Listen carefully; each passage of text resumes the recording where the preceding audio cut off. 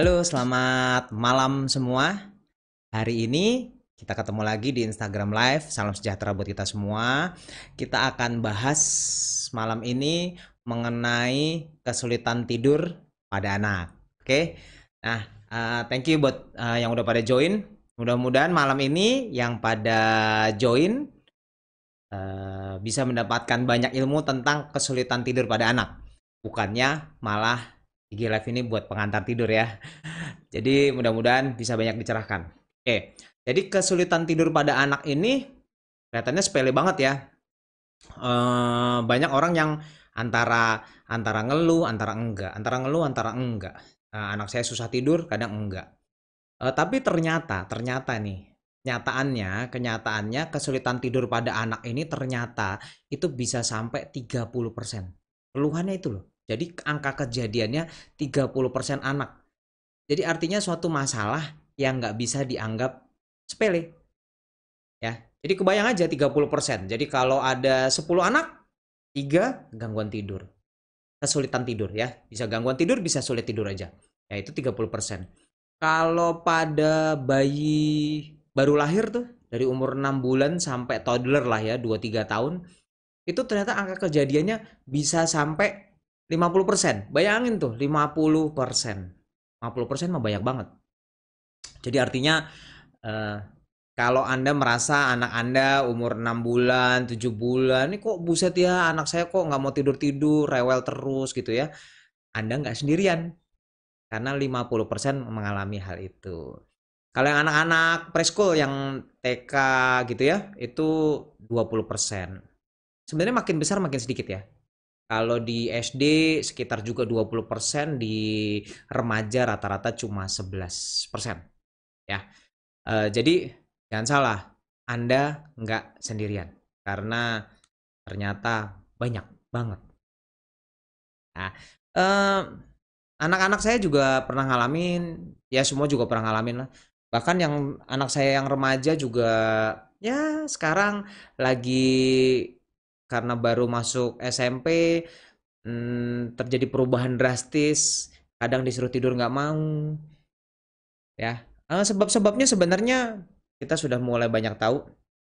Salah satunya adalah gadget, ya, gadget. Karena ya kita nggak bisa bohong dengan adanya COVID ini, banyak anak tepatnya yang harus pegang gadget. Ya. Nah, kita bahas dari kesulitan tidur dulu. Kita bahas dari kesulitan tidur. Nah, kesulitan tidur pada anak itu gejalanya belum tentu sama seperti pada dewasa. Jadi hati-hati, belum tentu sama seperti pada dewasa. Kalau dewasa kebanyakan kalau kurang tidur besoknya ngantuk, ya kan? Ngantuk. Kalau anak lain, kalau anak sering begitu dia kurang tidur besoknya tambah aktif, ya kan? Kalau yang udah ya pasti udah pernah ngalamin lah, anaknya kurang tidur malah habis itu anaknya malah rewel terus besoknya, malah lari-larian terus. Merasalah, saya juga udah pernah bilang sama istri saya kalau saya lihat anak saya gitu ya ketawa-ketawanya udah aneh, dari tadi loncat-loncat. Saya udah bilang sama istri tuh udah ngantuk tuh, ya. Jadi jangan salah, anak bisa berbeda banget antara keluhannya antara dewasa sama anak ya. Jadi anak belum tentu kurang tidur gejalanya ngantuk. Yang paling sering justru rewel atau malah nggak bisa diem, ya. Jadi lumayan juga tuh keluhannya bisa cukup mengganggu. Kalau cuma kurang tidur jadi ngantuk ya suruh tidur, itu kan gampang ya. Nah sekarang sebelum kita bahas lebih jauh nih tentang susah tidur, kita ini dulu dong, kita harus kenalin dulu pola tidur yang benar ya, pola tidur yang benar pada anak. Nah, anak itu sendiri ternyata kebutuhan tidurnya beda-beda. Semakin besar anaknya, kebutuhan tidurnya juga semakin sedikit. Ya, jadi makin mendekati dewasa. Contohnya, pada anak umur 4 sampai 12 bulan ya. Jadi umur 4 sampai 12 bulan itu membutuhkan tidur 12 sampai 16 jam. Lama ya, lama lah. Ya. Jadi umur 4 sampai 12 bulan itu membutuhkan tidur 12 sampai 16 jam. termasuk nap. Nap tuh apa ya? Tidur pendek, tidur pendek. Orang ada yang bilang tidur siang lah ya. Jadi ada yang tidur malam, ada yang tidur siang. Sebetulnya kita bahasnya kalau di kedokteran tidur panjang dan tidur pendek. Jadi 4 sampai 12 bulan tadi ya, 12 sampai 16 jam. Kalau umur 1 tahun sampai 2 tahun itu kira-kira 11 sampai 14 jam. Ya, 11 sampai 14 jam.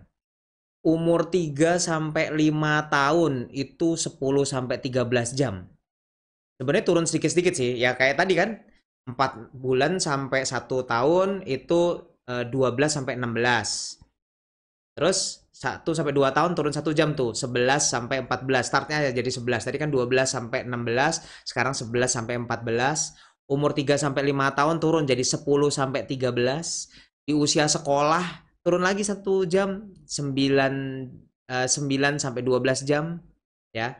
Dan di umur 13 sampai 18 tahun turun lagi dari jadi 8 sampai 10 jam. Nah, ini menetap sampai dewasa. Dewasa butuhnya 8 sampai 10 jam. Nah, yang dihitung dengan termasuk tidur siang, yang dihitung termasuk tidur siang itu adalah sampai umur 5 tahun. Jadi pada umur 4 sampai 12 bulan kayak tadi ya contohnya 12 sampai 16 jam itu termasuk tidur siang.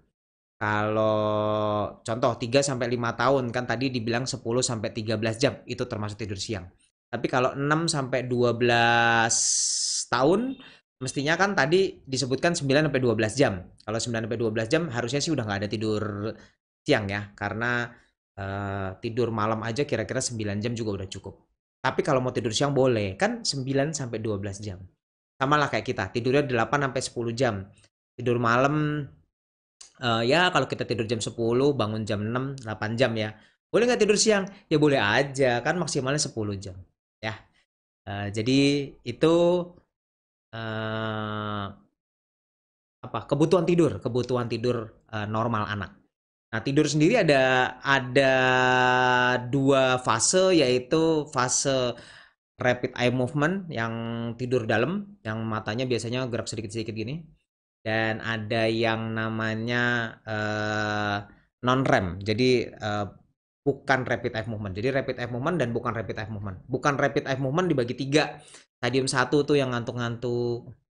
Stadium 2 yang udah tidur. Stadium 3 lebih dalam. Stadium yang 4 itu yang tadi rapid eye movement. Ya. Nanti itu ada hubungannya sebenarnya. Karena gangguannya apa itu terjadi pada fase yang mana ya, tapi nanti itu nanti ya. Jadi kita itu dulu, kita udah tahu dulu rekomendasi tidur. Soalnya tadi sudah ada yang nanya nih ya. Mana tadi yang nanya, terangin dong waktu tidur untuk anak ini dalam 24 jam harus berapa lama sesuai usia. Oke ya, jadi sudah dijawab bahwa ini kebutuhan ini harus dipenuhi. Karena kadang kesulitan tidur pada anak ternyata bukan anak yang susah tidur, orang tuanya yang harapannya lebih. Ya, jadi misalnya usianya mestinya tidurnya udah misalnya misalnya tidurnya tadi 9 sampai 11 jam misalnya, harusnya 9 sampai 12 jam, sorry. Kita maksa banget lah harus 12 atau 13 jam. Ya anaknya pasti susah tidur lah. Karena dia merasa 9 jam cukup dan badannya juga merasa cukup. Nah, oke. Sekarang kalau kita bahas nanti kita akan bahas ada yang susah tidur, ada gangguan tidur ya, jangan salah. Jadi ada yang kesulitan tidur pada anak, ada yang gangguan tidur pada anak. Itu berbeda. Nah, sekarang kita bahas tentang kalau udah tahu normalnya, kita sekarang bahas yang kesulitan tidur dulu deh, yang anaknya susah tidur. Susah tidur tuh sebenarnya bisa dibagi ada 3 hal. Pertama, behavioral, jadi kebiasaan. Kebiasaan tidur yang membuat jadi susah tidur ya. Jadi bikin sulit tidur. Ini baru sulit tidur ya, bukan yang suatu disorder. Jadi kalau disorder itu suatu gangguan, suatu kayak penyakit gitu lah ya. Kalau kesulitan tidur ya cuma susah tidur. Susah tidur nomor 1 penyebabnya adalah behavior. Jadi kebiasaan tidur yang kurang baik. Kedua karena kondisi, kesulitan tidur karena kondisi. Dan yang ketiga adalah kesulitan tidur yang cuma sewaktu. Ya, kita bahas satu-satu deh. Misalnya kesulitan tidur karena kebiasaan, karena kebiasaan. Nah, ini biasanya kesulitan tidur yang berhubungan dengan kebiasaan itu biasanya terjadi pada usia kecil, 0 sampai 5 tahun, ya. Kenapa 0 sampai 5 tahun? Tadi kita udah bahas kan, ini tentang kebiasaan, kebiasaan. Jadi pada anak umur 0 sampai 5 tahun, eh, anak sering terbangun ternyata penyebabnya adalah kebiasaan yang kurang tepat. Misalnya, setiap tidur harus ngedot. Setiap tidur harus nenen. Setiap tidur harus digendong. Setiap tidur harus apa? Pokoknya harus ada kata harus. Nah, itu adalah kebiasaan yang sebetulnya nggak tepat. Ya, jadi kebiasaan yang kurang tepat ternyata menyebabkan anak jadi susah tidur. Salah satunya bukannya itu yang paling sering terjadi, ya kan? Lagi tidur, eh, kebiasaan dari kecil kalau mau tidur baru nangis dikit dinenenin, nangis dikit nenenin, ya kan? Banyak ya, banyak dong, kan saya tahu. Jadi eh, kebiasaan yang kita sebetulnya tidak menganjurkan, dan itu yang sering terjadi mindset, mindset bahwa eh, yang sering terjadi mindset bahwa ini asinya kurang gitu. Itu mindset yang bahwa orang Indonesia ini sering nih mindsetnya adalah kalau nangis berarti haus. Kalau rewel berarti haus. Nah, itu mindset yang harus dirubah nih. Karena anak rewel banyak lah ya. Minta ganti diapers, rewel.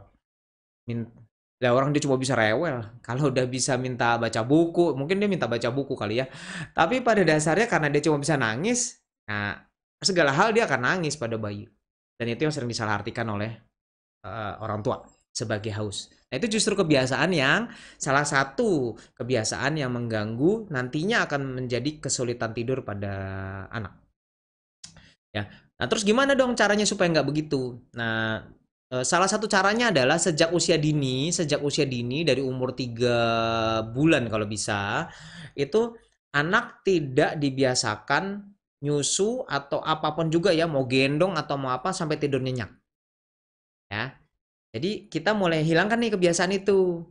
Jadi kalau gendong nggak usah sampai udah kelepek banget, udah sampai nggak gerak semua baru ditaruh, nggak gitu. Sama apalagi nyusu ya, kan biasa tuh nyusu.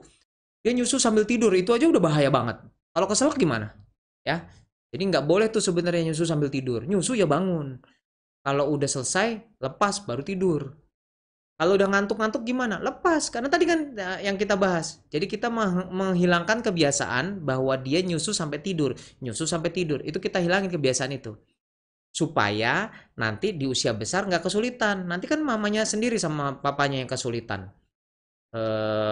Begitu malam-malam tidur, tengah malam bangun minta nyusu. Minta nyusu. Biasanya sih mamanya yang kesulitan. Papanya sih tinggal bilang tuh susuin gitu doang.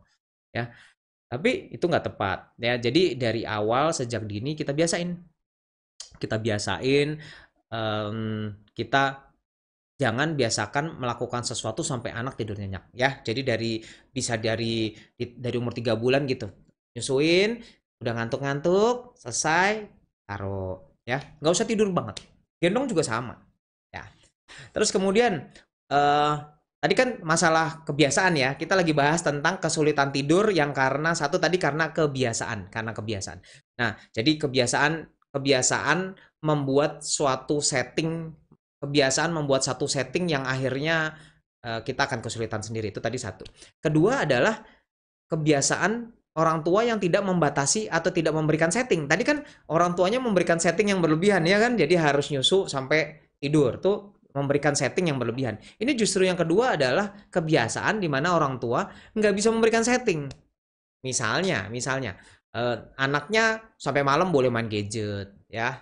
Anaknya udah malam masih teriak-teriak, masih lompat-lompat, nggak ditenangkan, nonton TV sampai malam. Itu dia. Itu adalah kita justru tidak memberikan setting untuk tidur, ya.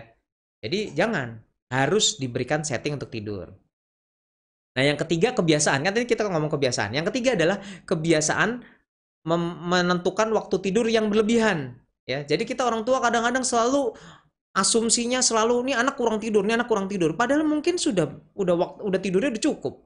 Tadi kan kita udah bilang ada range-nya. Tidur ada range-nya. Mana yang lebih baik? Misalnya kayak tadi, anak umur, kan tadi kita udah bahas ya. Misalnya kayak tadi, misalnya butuhnya tidurnya 9 jam sampai 12 jam. Ya, misalnya tadi anak yang sekolah, usia sekolah. Mana yang lebih baik? 9 jam apa 12 jam? Jawabannya sama baiknya. Karena kan boleh tidurnya 9 sampai 12 jam. Jadi kalau dia tidur 9 jam ya baik. Tidur 12 jam ya juga baik. Ya, jadi jangan sampai mindset. Ini dia suatu kebiasaan yang justru malah membuat anak sulit tidur. Kalau kita biasain tidurnya, oh harus lama, harus lama, harus lama, ya mungkin emang dia butuhnya udah sebentar kok. Udah nggak butuh lama. Ya, jadi kesulitan tidur pada anak tadi penyebabnya nomor satu karena suatu kebiasaan, ya, suatu kebiasaan yang memang mengganggu. Nah, sekarang yang kedua adalah suatu kondisi yang mengganggu. Tadi kebiasaan yang mengganggu, sekarang kondisi yang mengganggu. Kondisi yang mengganggu banyak. Kondisi yang mengganggu itu yang paling sering pada anak ternyata pada anak dan remaja adalah kecemasan, ya, kecemasan. Kecemasan, stres, itu banyak loh, ya. Stres sendiri pada anak ternyata kurang lebih 20% loh, ya. Jadi ada sekitar 11 sampai 20% anak mengalami stres. Sebabnya macam-macam. Ya, bisa dari luar, bisa dari dalam. Intrinsik, ekstrinsik. Intrinsik dari anaknya sendiri cemas berlebihan ada. Ada juga ekstrinsik dari takut tidur sendiri, dari dimarahin terus sama orang tuanya. Ya, banyak lah ya. Jadi kesulitan tidur karena kondisi yang nggak mendukung. Ya, itu yang kedua. Nah, yang ketiga adalah kesulitan tidur yang ternyata cuma transient atau sejenak aja. Sejenak ini nggak usah terlalu takut ya. Jadi kesulitan tidur yang mendadak muncul terus tiba-tiba enggak. Mendadak muncul tiba-tiba enggak. Misalnya jet lag lah ya. Jet lag itu kan gitu. Lagi jet lag karena jam tidurnya beda. Lagi sakit tidurnya kurang. Ada nih yang suka WA atau berobat. Dok, anak saya sakit nih kok sampai nggak bisa tidur. Ya udah, ya emang namanya juga lagi sakit gitu ya. Saya juga pernah ngalamin lah, anak saya sakit terus habis itu harus digendong terus semalaman. Kalau ditaruh nangis, ditaruh rewel, nggak tidur. Ya, bukannya itulah kita tugasnya orang tua, ya kan? Jadi, ya kita terima aja. Kita enjoy-enjoy aja, ya. Kan demi anak. Oke, jadi sebetulnya tiga, tiga itulah dia sebetulnya intinya tentang kesulitan tidur pada anak. Sebelum kita nanti masuk tentang gangguan tidur, ya, kesulitan tidur pada anak. Nah, kenapa ini penting? Kenapa kok kesulitan tidur pada anak ini penting? Satu tadi ya, kan 30%. Jadi angkanya sering. Kedua, ternyata kesulitan tidur pada anak ini efeknya banyak. Pada anak dapat mengganggu pertumbuhan fisik, artinya lebih kurus, lebih pendek, ya. Perkembangan kognitif lebih nggak pinter. Karena hormon pertumbuhan muncul pada saat lagi tidur, ya. Jadi artinya badan kita cuma bisa bertumbuh berkembang dengan baik salah satunya dengan tidur.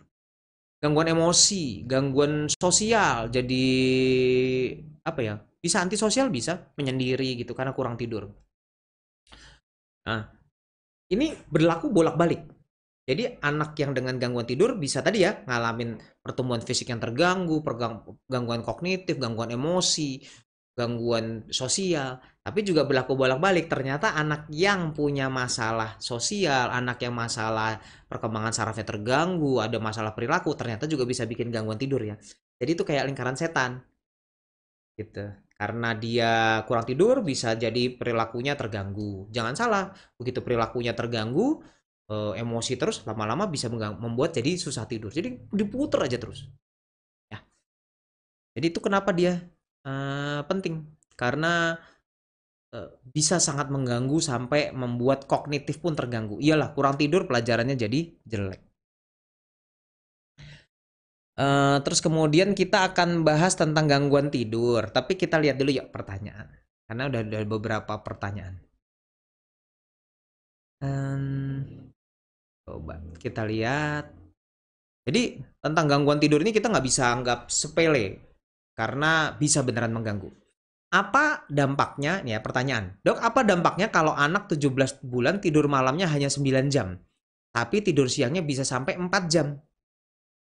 Nah, sekarang kita jumlah aja. Itu berapa? 9 tambah 4. 9 tambah 4, 13. Ya kan? 13. Tadi kita lihat lagi berapa coba? Umur 17 bulan. Tadi kan mestinya 11 sampai 14. Ya. Umur 1 sampai 2 tahun 11 sampai 14 jam tuh ya. Jadi artinya kalau 9 sampai tidur siangnya 4 jam, tidur malamnya 9 jam cukup nggak? Ya cukup dong. Ini kan totalnya 13 ya. Totalnya 13 jam. Jadi cukup. Bahkan dia hampir mentok. Karena maksimalnya kan 14 ya. Jadi justru malah kayaknya cukup banyak banget tuh. Kemudian anak 4 tahun masih butuh tidur siang kah? Berapa lama yang dibutuhkan? Nah, ini tadi umur 3 sampai 5 tahun mestinya 10 sampai 13 jam ditulis including naps. Jadi artinya mestinya sih masih butuh tidur siang. Gimana kalau dia bisa tidur malamnya lama? Ada kan yang beneran nggak tidur siang tapi tidur malamnya lama. 10 sampai 13 jam. Boleh nggak? Karena kan dia harusnya 10 sampai 13 jam. Boleh nggak? Boleh. Jawabannya boleh. Ya, jadi kalau usia 3 sampai 5 tahun ke atas boleh nggak tidur siang? Boleh. Tapi kalau bisa tidur siang lebih baik ya. Yang penting totalnya 10 sampai 13 jam. Berapa lama yang dibutuhkan? Nah, sekarang kita bayangin aja deh yang paling gampang. Kita ngarepin tidur anak jam berapa sih? Kita ngarepin anak tidur jam 9 ya. Jam 9. Kalau dia bangun jam 6, berarti itu udah 9 jam ya. Ya, jadi itu udah 9 jam. Nah, dia kan butuhnya 10 sampai 13 jam ya. Berarti tidur siangnya cuma 1 sampai 4 jam. Ya, karena tidur malamnya udah 9 jam. Tidur malamnya udah 9 jam, tidur siangnya berarti 1 sampai 4 jam. Itu aja cara hitung mudahnya. Nah, anak 18 bulan sebaiknya tidur siang berapa kali dan durasinya berapa lama? Ini belum disapih, jadi saat malam masih bangun 4 sampai 5 kali untuk nyusu. Normalkah? Itu tadi. Anak 18 bulan, sorry ya. Anak 18 bulan sebaiknya tidur siang berapa kali? 18 bulan kan tadi dihitung mestinya 11 sampai 14 jam tidurnya. Jadi kayaknya kalau tidur malamnya misalnya lah dapatnya 10 jam, ya dia bisa tidur siangnya 1 sampai 2 kali, masing-masing 1 sampai 2 jam gitu. Yang penting totalnya aja. Kemarin sempet loh ada yang datang dengan anaknya tidurnya katanya cuma 8 jam padahal masih bayi, belum setahun.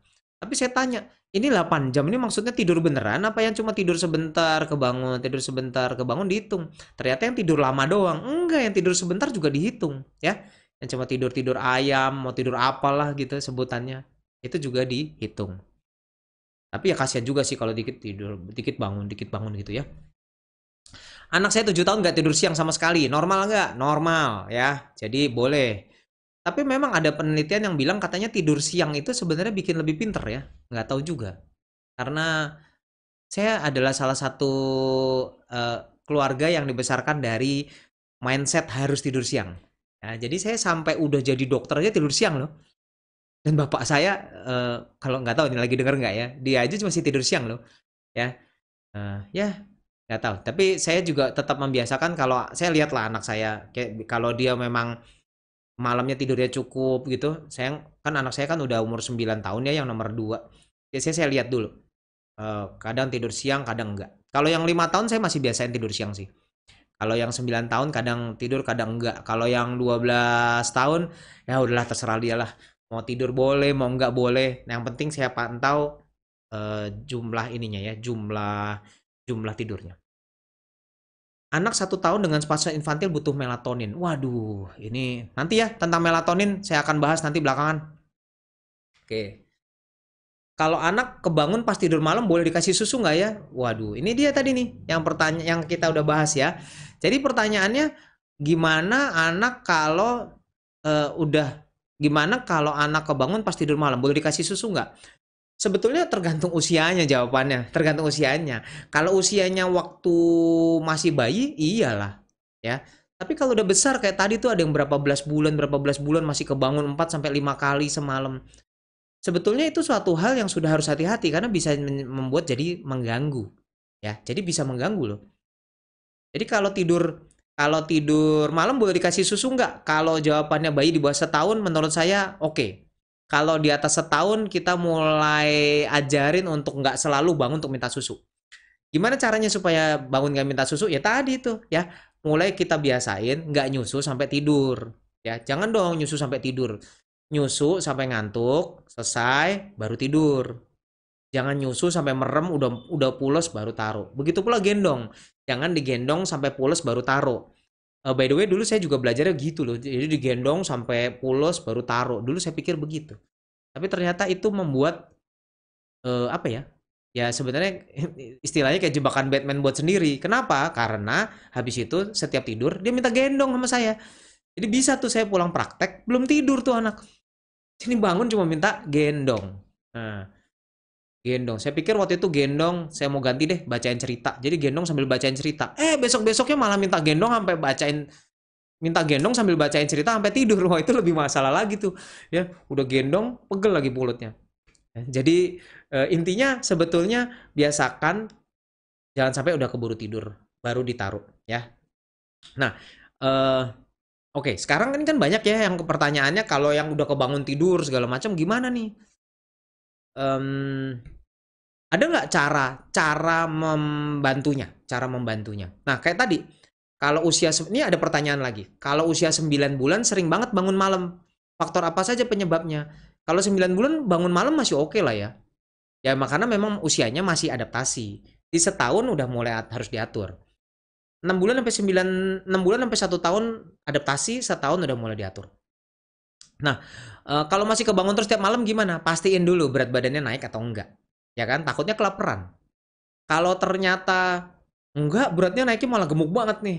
Naiknya bagus, artinya cuma kebiasaan. Yang tadi, yang ganggu kesulitan tidur karena kebiasaan.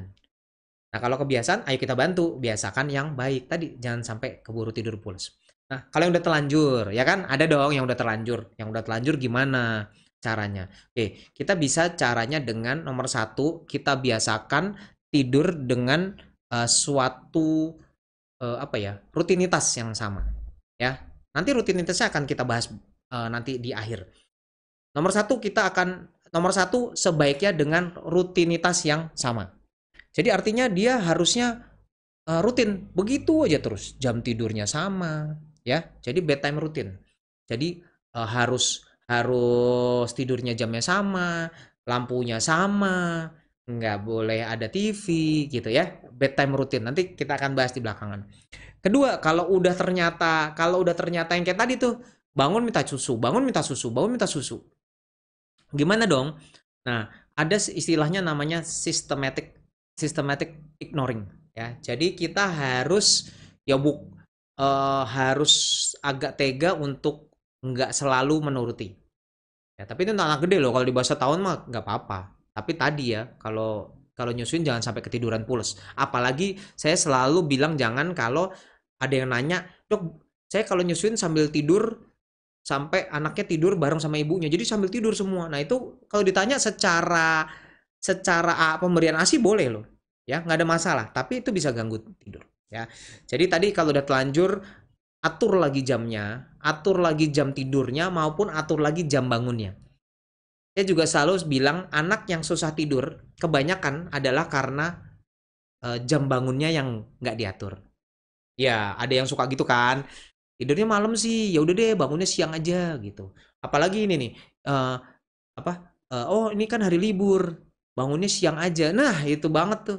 Bukannya bapak ibunya juga gitu tuh, ya. Jadi bapak ibunya juga suka kebiasaan gitu kan. Kalau hari Sabtu, Minggu bangunnya siang. Nah itu yang harus dihindarkan pada anak. Kalau hari biasa jam 6, kalau hari libur bolehlah jam 11, 12. Itu akan mengganggu sekali. Jadi rutinitas yang selalu teratur. Kedua, systematic ignoring. Systematic ignoring itu ada yang bilang penelitian berhasil diignorin total. Jadi artinya anaknya mau nangis kayak apa, dibiarin. Sebenarnya angka keberhasilannya tinggi. Ya, actually nih penelitian menunjukkan angka keberhasilan yang sangat tinggi. Masalahnya secara norma, secara sosial kelihatannya nggak cukup baik. Iyalah, anaknya nangis, udah tantrum, udah guling-guling, terus kita cuekin aja gitu ya. Ya menurut saya juga nggak akan lah tega biarin anak saya kayak gitu. Jadi yang kita anut sebenarnya lebih ke apa ya? Sistematiknya kita ke gradual. Nah, gradual tuh yang tadi. Pertama, misalnya nangis minta susu kan, oke lah nggak apa-apa udah kebiasaan kok, ya udah susuin. Habis susuin, terus habis itu udah mulai ngantuk, taruh. Taruh kan biasanya nggak langsung rewel kan? Nggak mungkin ditaruh langsung nangis-nangis gitu. Ditaruh pelan, lepas susunya kan, taruh, dah. Terus tungguin aja, tungguin. Pelan-pelan keluar. Kalau dia rewel baru kita datang lagi. Gitu aja. Nah, boleh nggak kita masuk kalau dia nggak rewel? Boleh, tapi diusahakan waktu untuk ngintipnya atau waktu untuk ngeceknya atau untuk ngelihatnya itu makin lama makin panjang. Nah, di antara waktu itu kita nggak boleh terlalu perhatiin dia gitu. Jadi taruh, kan ignoring kan.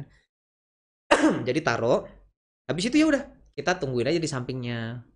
Ya, kalau dia mulai agak gelisah kita tepuk-tepuk, gitu aja. Tepuk-tepuk, yuk bobo yuk. Tuh, santai, pakai suara tenang. Nah, gitu aja. Nah, kalau rewel banget baru boleh lagi. Gitu terus sampai waktunya nanti lama-lama memanjang. Itu namanya systematic ignoring, ya. Terus ada yang istilahnya bedtime fading. Jadi ya sebenarnya itu lebih ke pengaturan waktu ya, pengaturan waktu yang tadi saya bilang. eh, Jam tidur sangat bergantung pada jam bangun, ya. Jam tidur sangat bergantung kepada jam bangun. Sehingga kalau bangunnya siang, nanti tidurnya juga ikut lebih malam, ya. Jadi kita harus mengatur waktu sehingga oh ini udah waktunya tidur, ini waktunya bangun. Kita mesti atur. Kalau misalnya terlanjur, terlanjur waktunya berantakan, kita aturin waktunya. Misalnya saya punya pasien yang, dok ini anak nggak pernah mau makan pagi. Soalnya bangunnya aja udah jam 10 jam 11. Ya iyalah, jam 10 jam 11 udah makan siang.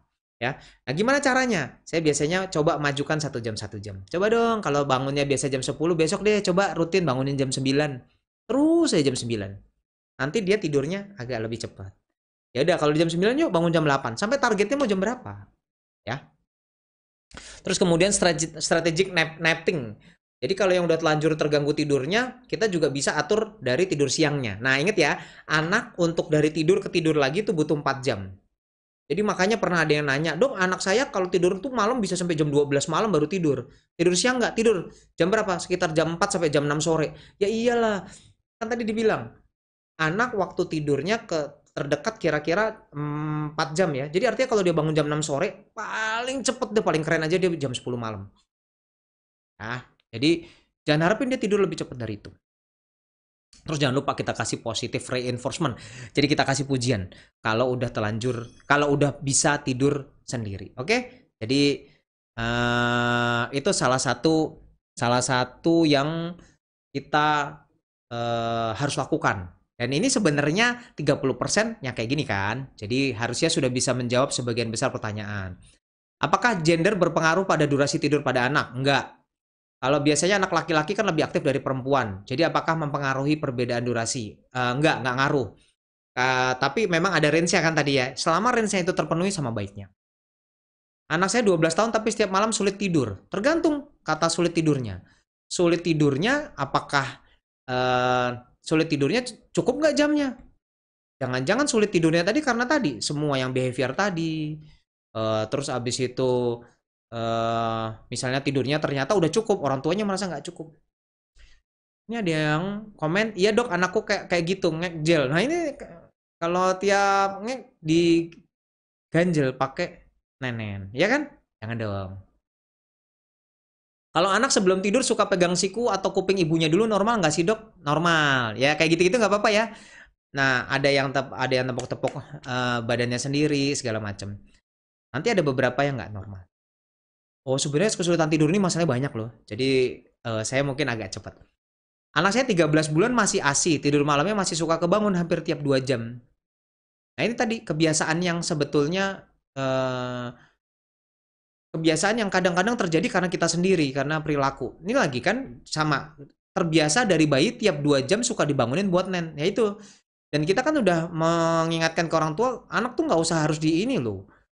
Nggak usah selalu dibangunin 2 jam. Namanya aja on demand. Jadi artinya tergantung anaknya, ya. Dok, anakku umur 2,5 tahun kalau lagi tidur kebangun suka nangis-nangis, padahal posisi sebelumnya tidur pulas dan itu lumayan sering. Nah, ini nanti kita akan bahas ya tentang gangguan tidur. Itu tadi kan sulit tidur ya. Sekarang kita akan bahas tentang gangguan tidur.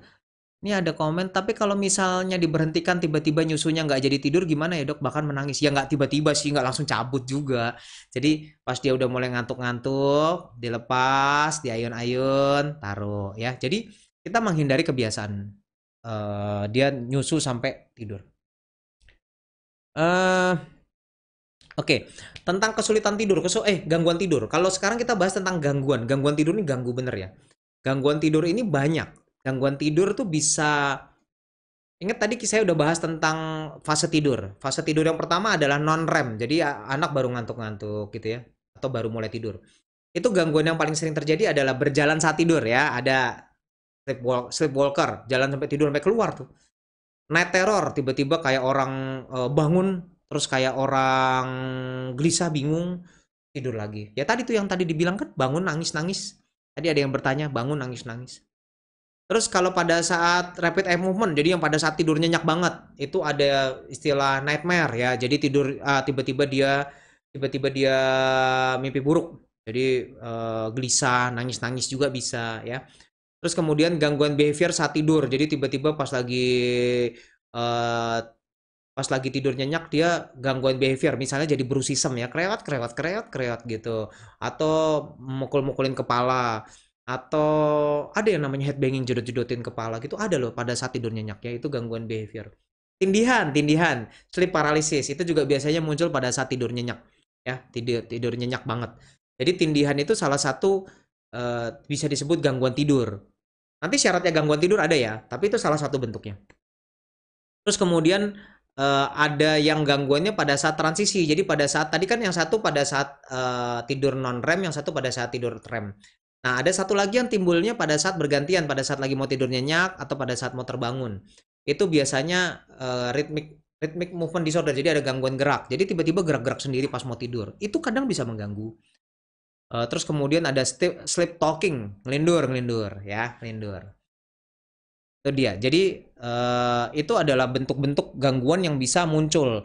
Kadang-kadang ada juga yang gangguan gerak, misalnya restless leg syndrome. Ingat ya, kemarin waktu kita ngomong kekurangan zat besi, ada anak yang kalau mau tidur kakinya gerak-gerak terus. Restless leg syndrome.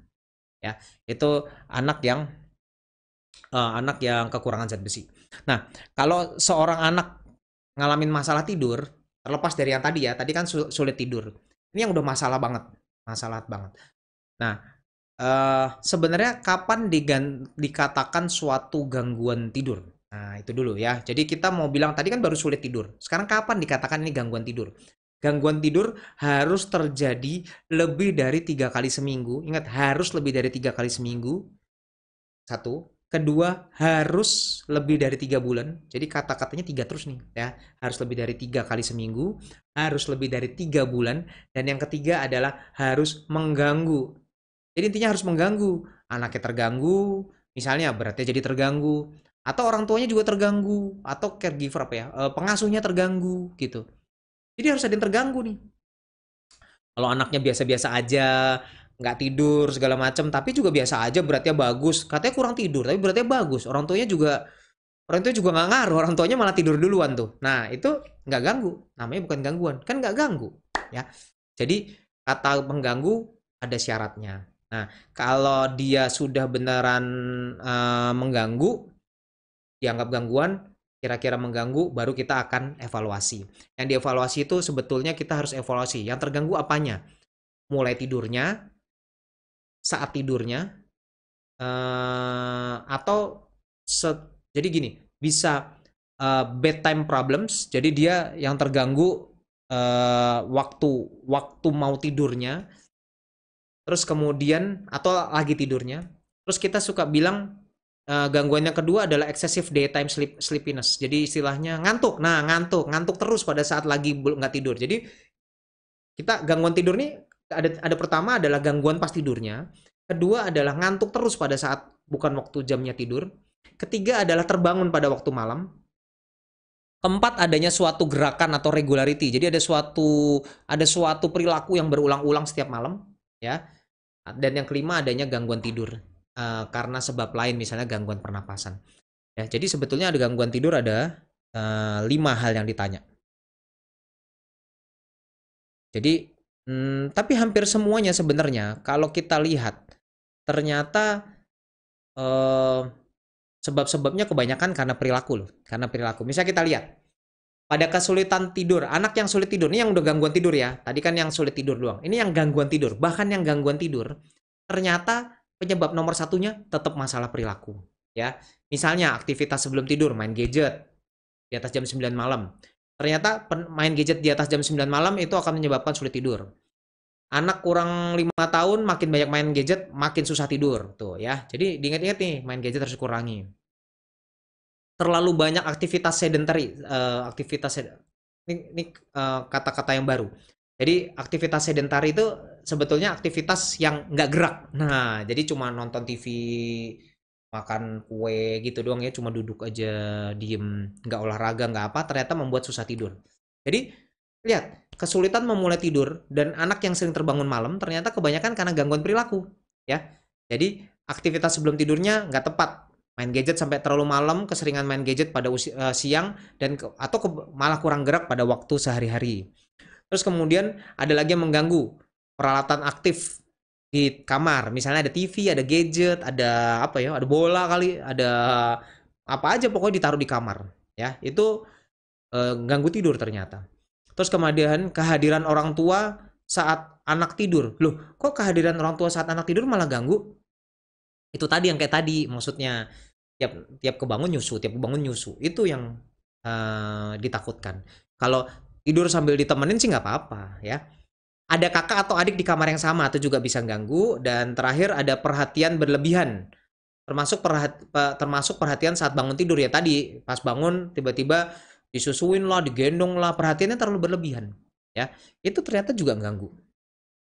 Nah, itu permasalahan pertama kan tadi ya, yang anaknya nggak bisa tidur atau yang terbangun malam. Terus gangguan tidur yang kedua adalah ngantuk berlebihan. Tidurnya kayaknya oke-oke aja nih, tapi dia seharian ngantuk terus loh. Di sekolah ngantuk terus, tiap ngerjain apa-apa tidur. Oke. Nomor satu, masalahnya emang kurang, ternyata bener kurang jumlah tidurnya. Setelah dihitung-hitung kurang. Oke, berarti betulin dong jumlah tidurnya.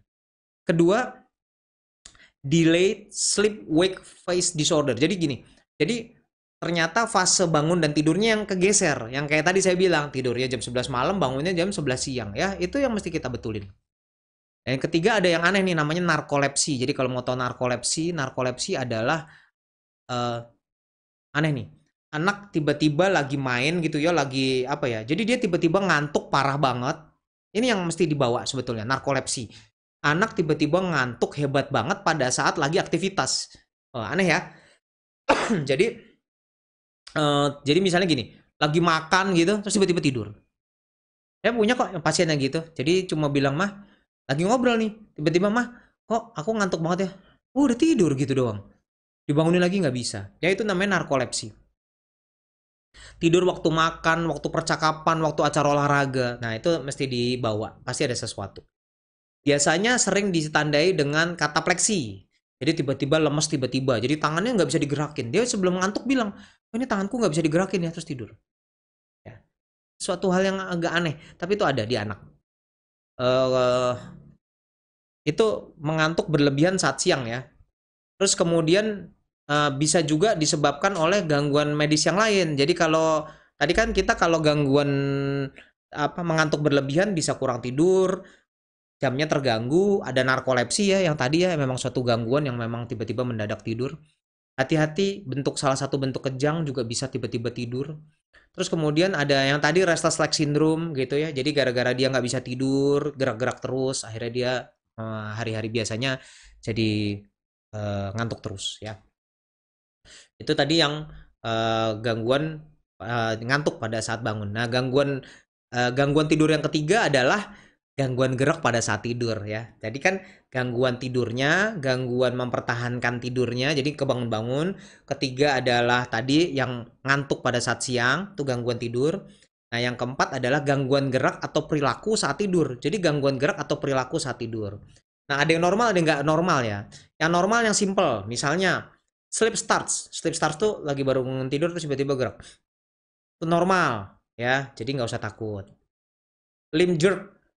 Nah, ini hati-hati nih. Limb jerk tuh tiba-tiba kalau tadi kan slip stars kan cuma dikit doang begitu. Kalau limb jerks itu apa? Tangan kaki ikut semua. Jadi tiba-tiba gitu ya. Sampai gerak semua.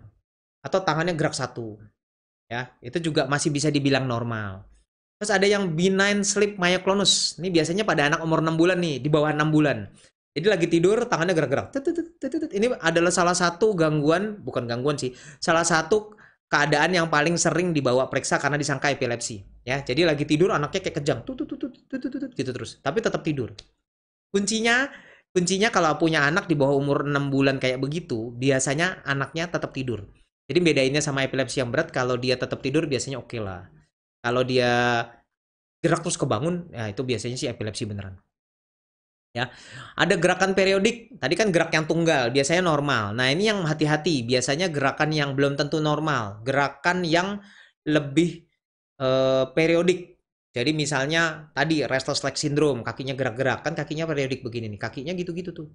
Tek tek tek tek tek, kayak orang gerak terus sebelum tidur. Itu inget ya, kurang ferritin. Atau gerakan yang kompleks. Ini yang kompleks juga biasanya nggak normal. Yang tadi jalan sambil tidur, istilahnya parasomnia ya. Parasomnia itu jalan tidur, mimpi buruk, night terror, nangis-nangis. Terus kemudian banyak ya yang pokoknya yang semuanya ekstrim-ekstrim ya kalau lagi tidur. Nah, itu bentuk-bentuk gangguan tidur tuh. Kapan sih harus dibawa ke rumah sakit? Ya tadilah yang pasti mengganggu. Terus kalau ternyata ada hubungannya sama saluran pernapasan. Jadi kalau dia ternyata, ini kita mau bahas sedikit aja sebentar tentang OSAS. OSAS itu Obstructive Sleep Apnea Syndrome. Jadi anak yang lagi tidur tiba-tiba henti napas mendadak. Ya, jadi biasanya khas anaknya ngorok. Jadi tidur gitu. Ya, kayak begitu. Jadi dia ngorok sampai terbatu-batuk. Kalau punya suami kayak begitu, bawa berobat. Ya, itu biasanya eh, namanya obstructive sleep apnea syndrome. Jadi biasanya paling sering karena amandalnya besar jadi nggak bisa napas. Ya, jadi paling dibawa nomor satu kalau memang mengganggu. Kedua kalau itu hubungannya sama saluran napas. Jadi OSAS tadi gangguan tidur sambil ngorok-ngorok. Ketiga kalau itu gangguannya juga gangguan gerak. Tadi kok geraknya simetris terus ya? Geraknya begitu-begitu terus ya, sama terus. Kalau cuma sekali ganti-ganti gitu biasa aja deh. Tapi kalau kok geraknya sama terus, kita harus hati-hati. Itu mungkin gangguan gerak atau epilepsi. Karena epilepsi bentuknya juga bisa. Ada epilepsi yang muncul saat lagi tidur. Jadi gerak-gerak aja ya. Dan yang perlu dibawa lagi tadi tuh yang narkolepsi ya. Narkolepsi yang tiba-tiba lagi aktivitas tiba-tiba jatuh tidur. Ya, oke, kita coba lihat pertanyaan lagi. Kalau sudah telanjur bagaimana? Tadi udah dijawab ya. Anak saya usia 11 dan 9 masih tidur bersama kami karena kondisi yang ada. Apa itu bisa mengakibatkan sulit tidur pada anak? Bisa, tadi saya udah bilang ya. Kalau sama-sama lebih sulit tidur. Tapi it's okay. Kalau emang kenyataannya cuma bisa begitu, nggak apa-apa. Tapi pastiin anaknya kalau bisa tidurnya di jam yang sama. Kan umur 9 tahun sama 11 tahun udah hampir sama emang jam tidurnya. Jadi nggak terlalu ganggu harusnya ya. Tinggal dibiasain sama. Anak saya usia 1 tahun kalau tidur malam kebangun tiap 2 jam. Minta nenen, sudah coba cuekin tapi nangis sampai duduk sendiri. Gimana yang mengatasi tadi pelan-pelan ya? Jadi ada rutinitas saat tidur. Ya agak sekali-sekali cuekin, nggak usah cuekin banget. Tapi rutinitas tidurnya yang harus dibantu. Dan jangan nyusu sampai tidur. Sering bangun jam 1 tidur lagi, bangun lagi jam. Jadi mulai jam 1 sudah tidak nyenyak. Baik tidak dok? Nah ini pastiin dulu kalau ada anak yang kayak gini, kebangun malam. Tadi itu yang masalah kan, yang kebangun malam. Gimana rutinitasnya?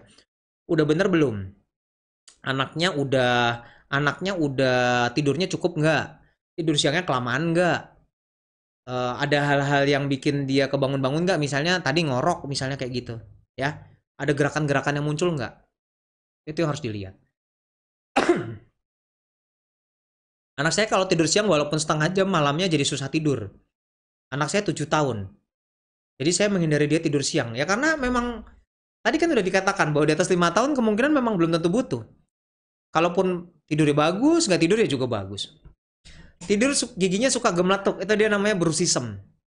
Bruxism kadang erat hubungannya sama bentuk pola Graham pola pola gigi yang kurang baik atau pola mengunyah yang kurang baik, tapi biasanya masih cukup aman kalau terjadi pada saat lagi tidur aja.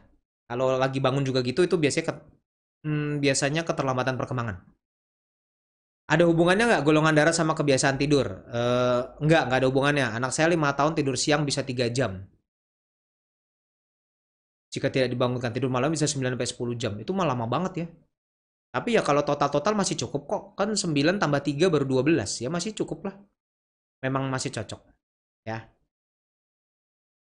Dok, kalau anak saya sudah 6 tahun, tapi kalau tiap malam selalu bangun terus nangis, ada saja masalah pada tidurnya. Apakah dia stres masalah pagi belajar yang terlalu keras? Itu perlu diperiksa. Jadi maksudnya gini, mungkin iya betul masalah di itu. Tapi udahkah rutinitasnya udah nggak, masih ngedot nggak? Jangan-jangan dia masih ngedot lagi malamnya. Masih ngedot nggak? Rutinitasnya gimana? Ada nggak depresi? Ada nggak ngorok? Ada nggak hal-hal yang ganggu?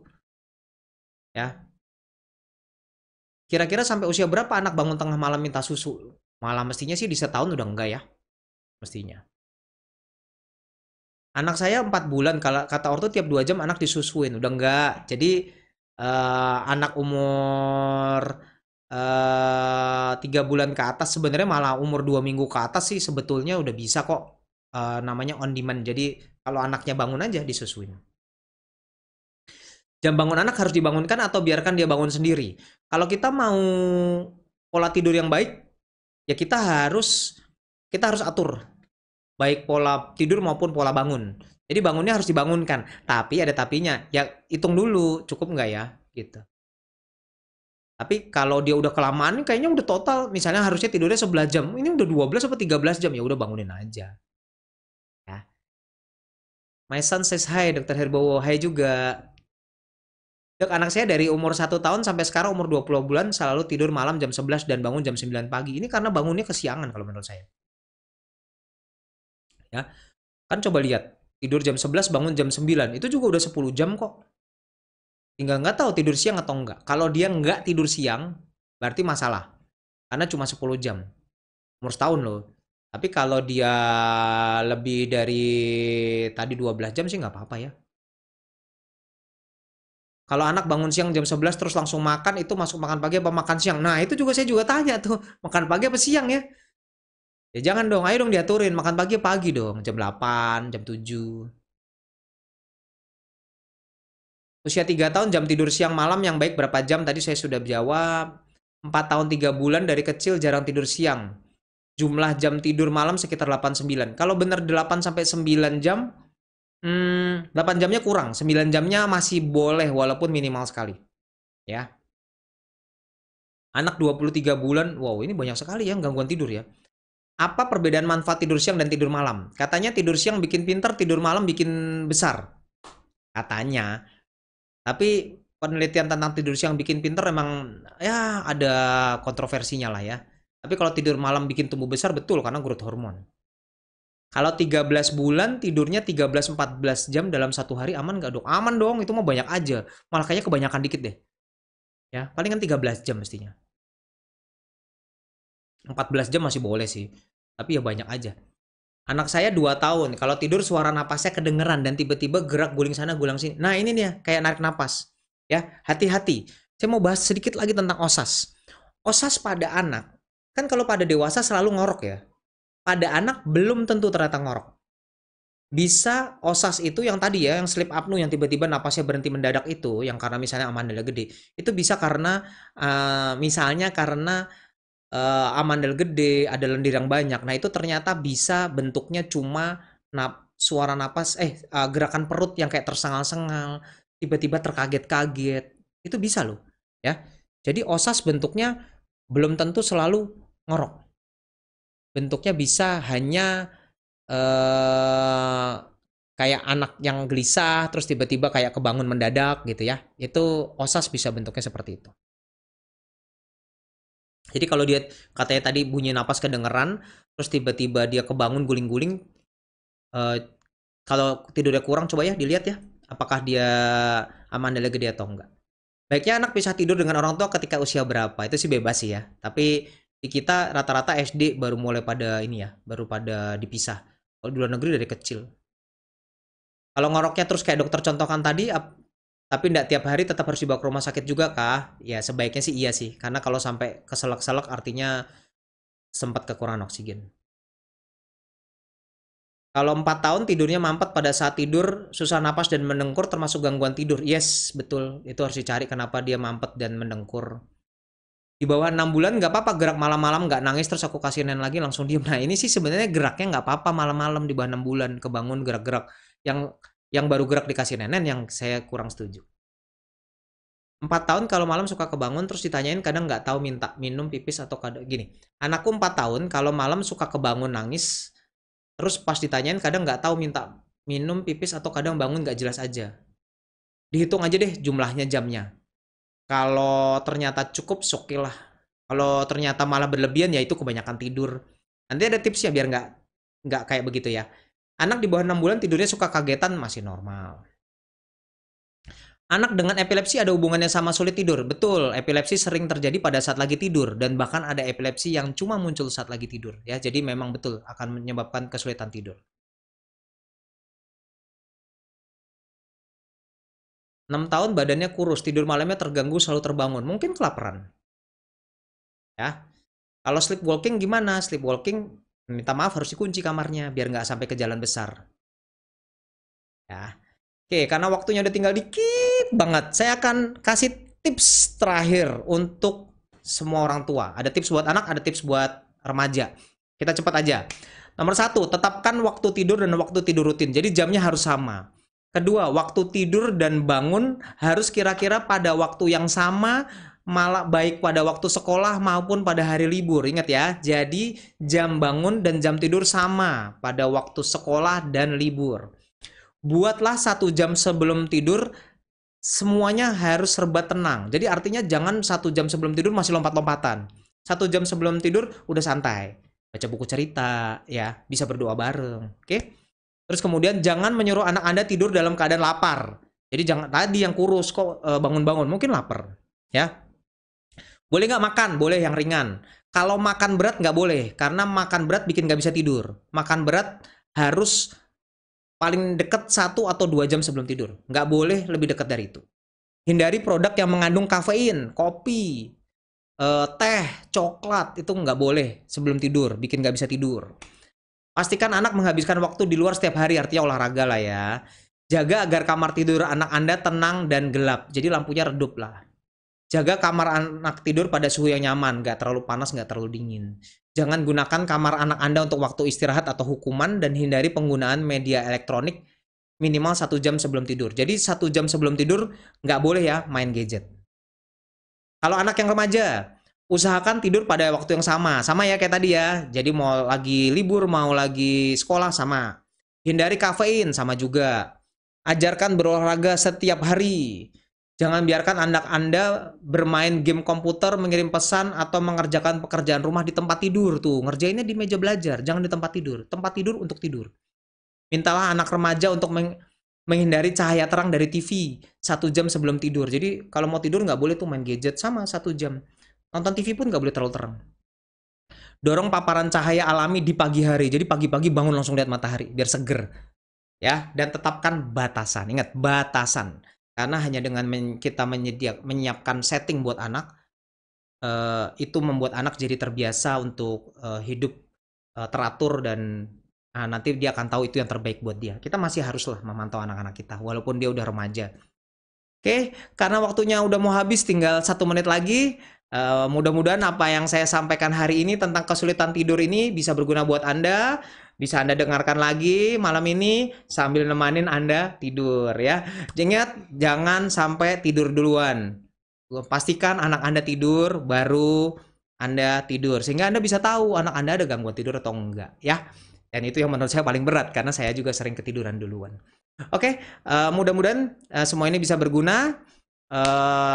Tetap belajar, ingat PSBB masih dijalankan, tetap sehat, tetap jaga jarak, tetap pakai masker. Ingat, saya selalu ingatkan di waktu PSBB ini kita bisa belajar lebih banyak. Tetap belajar sebanyak mungkin yang kita bisa. Oke, salam sejahtera, salam sehat. Sampai kita ketemu lagi di Instagram live berikutnya. Sampai jumpa.